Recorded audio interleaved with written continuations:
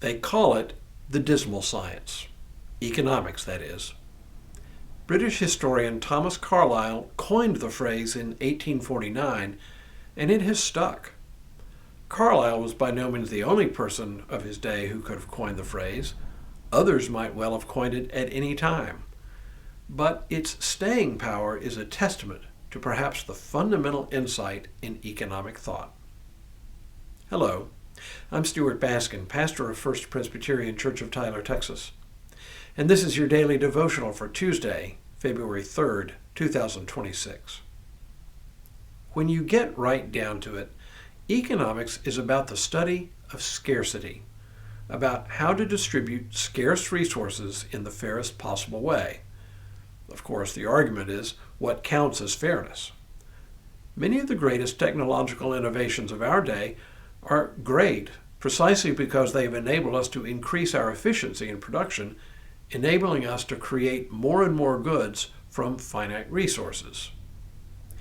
It is against the background of the dismal science that one of Jesus' most important miracles takes place.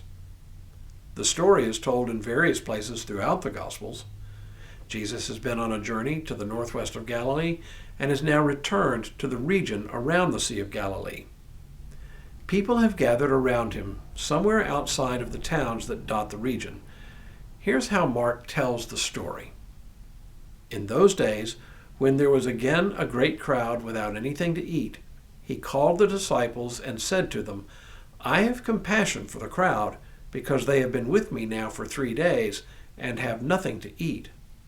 If I send them away hungry to their homes, they will faint on the way, and some of them have come from a great distance." His disciples replied, "How can one feed these people with bread here in the desert?"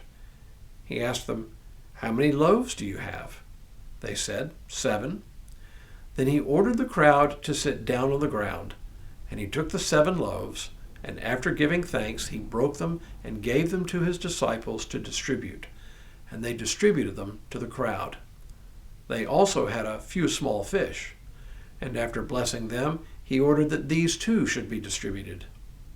They ate and were filled, and they took up the broken pieces left over, 7 baskets full. Now there were about 4,000 people, and he sent them away. This story is much more than a miracle story, although it is that. It is about the difference between human ways of thinking and the way the kingdom works, between human logic and kingdom logic. In human logic, scarcity is one of the most important underlying features of life. It pervades most everything we think about.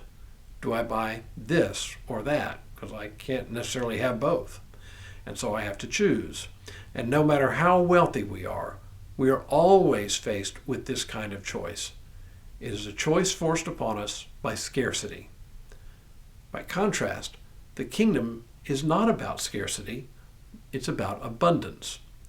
As Jesus puts it in the Gospel of John, "I came that they may have life and have it abundantly."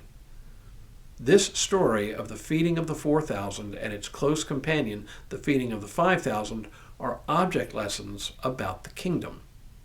Scarcity thinking has no place in kingdom thinking. It calls us to view the world through a fundamentally different lens.